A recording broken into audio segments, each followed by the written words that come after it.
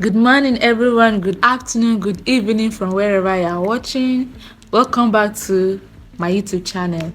On today's episode, we will be talking about two things that is actually our everyday reality that we see on the road. It may not be through us, but it happens with people. True reality of life. Okay, so the first one is, please, our parents that give birth to children and send their children to school far from home, please, the days are evil. Can you kindly put your children in a school closer to the house, or put them in the boarding house to avoid stories? Why? Because it's not even getting funny now again. Children outside will be begging for tea fare, say, please, can you give me money to go back home? Please, can you give me a free ride back home? Are you going my way? It's not even getting funny. Tomorrow parents will be shouting justice for this person, justice for that person. Meanwhile, parents sef are not doing the right thing at the right time. Why will we give birth to a child, nurture the child is going to secondary school, and you now send the child to go to school far from home? Meanwhile, there are schools closer to your environment where you can enroll the child. It's not healthy. It's not healthy. It's going to affect the child. It may not affect the child at the moment, but it may end up affecting the child later on. Why? Because if the child end up getting kidnapped or something dangerous happen to the child, what will now happen? What will now be the end result of that situation?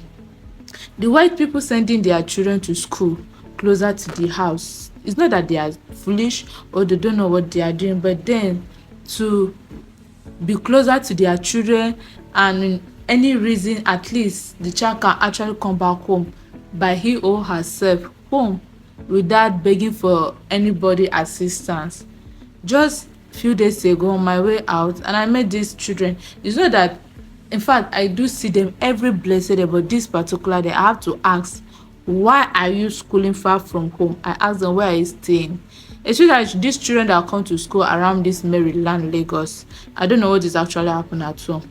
A child leaving his home from Obanukoro, Pangrove, Fadeyi, coming to Maryland to school. Why? As if there are no schools in that axis. There are schools. I can remember my sister went to a school in that axis. She graduated from a secondary school, good secondary school, and she came out with good grades. And I don't know why parents can't enroll with their children in that schools, aside from bringing them to Maryland to school. I don't know why.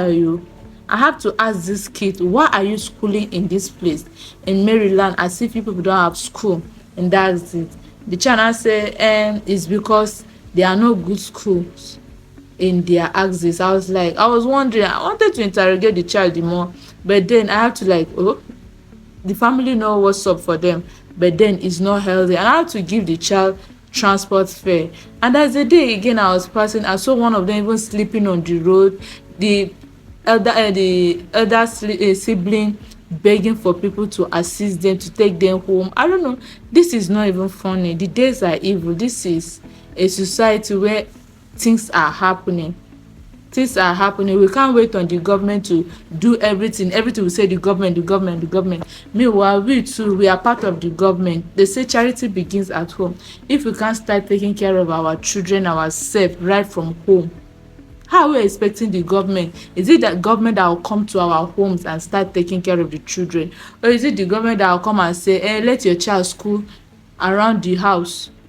When you as a parent can think of that, especially mothers, please, you people should endeavor to think well, to enroll your children closer to the house.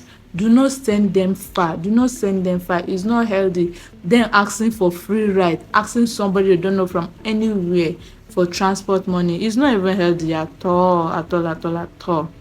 It's not even funny. I believe our parents can do better. The days are evil. December is coming.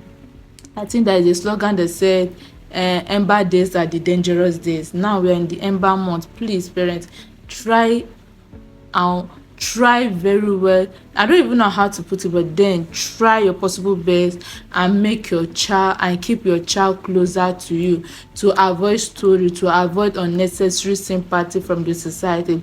Some will sympathize with you and some will end up pointing fingers at you.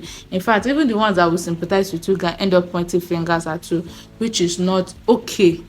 I believe you can do better. And the second one is actually funny and the center is not funny. All these beggars that we have in Lagos, some of them are professional beggars. Some of them, like, I don't know if they undergo a qualification for begging. I don't really know what is happening, but then some of them are actually good at that. There is this particular day I was driving, I had bread inside car with me. This beggar was begging me for bread. I decided to like give the beggar a bread. There and then the beggar sold the bread to another beggar. And I was watching through the mirror like, I gave you bread to eat, you are complaining of hunger. And I gave you bread to eat, sliced bread, not even small bread, family loaf for you to eat. If I told you ate it and share with the other people around you, that is a total different bargain.